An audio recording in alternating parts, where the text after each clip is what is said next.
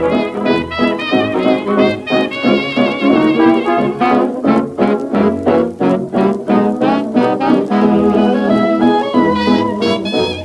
pagi, selamat siang, selamat sore, dimanapun kalian berada. Kembali dengan aku Lukas Gratia, motovlogger Solo dan Semarang. Dan kali ini saya akan review helm Zeus 811.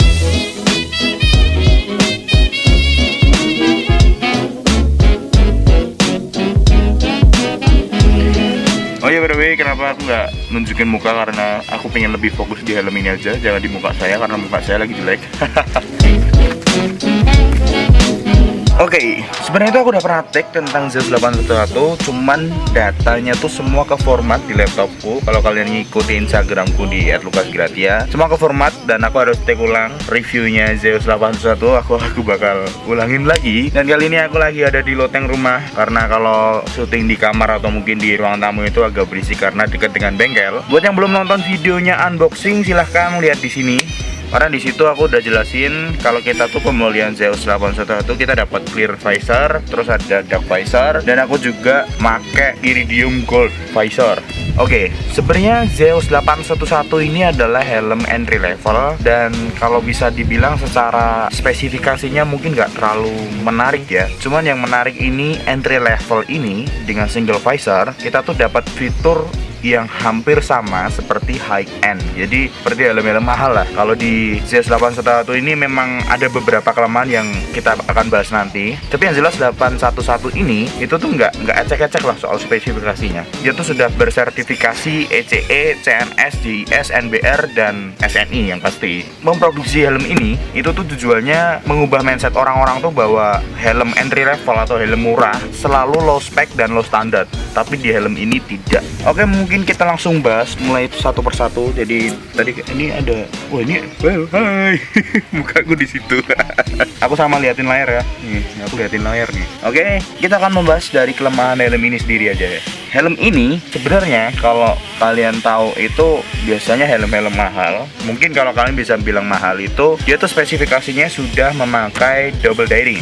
Tapi di helm ini belum cuy. Jadi dia masih sistem klik. Sistemnya masih klik. Dan itu satu, kelemahan satu. Dan kelemahan kedua, dia itu mungkin ini sebagai kelemahan atau enggak, aku belum tahu juga. Ininya tuh berat loh. Oh, ganti visor tuh agak terlalu memerlukan beberapa tenaga gitu loh ya. Ini udah mulai nih. Ini karena rumah saya bengkel, mungkin ada suara dikit-dikit yang mengganggu. Maaf banget ya cuy. Dan ketiga, kelemahannya itu adalah ya ini mungkin di beberapa helm entry level juga gak ada sih. Cuman ya ini aku juga cantumin lah. Kalau kalian pengguna intercom, mungkin Sena atau mungkin intercom yang lain, kalian memerlukan speaker. Jadi speakernya itu ada di sini. Wah, ya toh ya. Pokoknya di sini tuh ada speaker lah ya. Nah, speaker di sini biasanya kalau di helm high end itu sudah ada template-nya atau sudah ada tempatnya untuk masukin speakernya. Tapi ini di sini di Zeus 811 tuh belum sama sekali menggunakan dudukan speakernya. Jadi kalian harus bolongin sendiri atau mungkin mengakalin dengan cara yang lain gitu loh. Mungkin itulah ya kelemahan dari helm ini. Untuk pemakaian 3 bulan ini aku belum menemukan kelemahan yang sangat-sangat mengganggu banget gitu loh. Kalau pakai helm ini aku merasakan helmku yang sebelumnya, kalian tahu lah ya. Itu tuh ini helm enteng banget coy.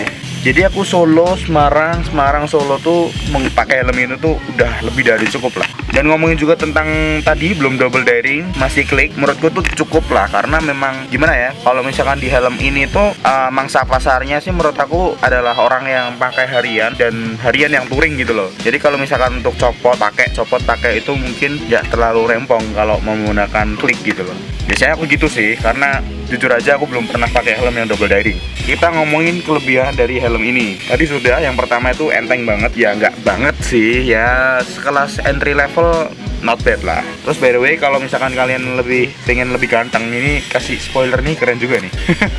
Ada beberapa spesifikasi yang membantu kita saat kita di jalan. Yaitu adalah airflow. Airflow di sini tuh ada beberapa. Cuman yang terlalu kerasa tuh cuman beberapa doang. Oke, yang pertama adalah nose, langsung ke hidung. Tapi nggak terlalu langsung ke hidung, nyebar biasanya ke mulut. Jadi kalau di sini ada lubang tuh rata gitu loh. Menurut aku ngaruh atau enggak sedikit sih. Dan yang kedua, nah ini biasanya ketiga airflow ini tuh bekerja saat kalau misalkan aku nih kayak lagi tuck in gini. Itu tuh aku biasanya ngerasain kayak anginnya tuh menyebar di beberapa sudut, cuman nggak terlalu kerasa banget. Dan apalagi yang atas ini, airflow yang atas ini itu nggak langsung ke atas kepala, tapi nyebar di beberapa titik gitu loh.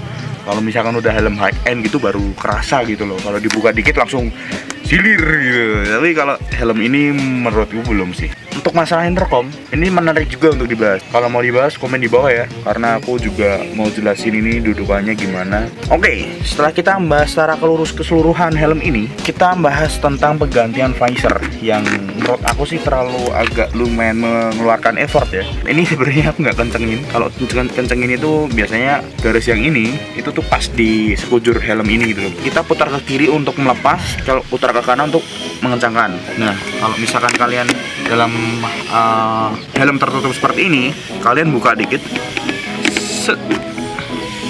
Oke, kalian lepasnya searah yang instrukturnya ya.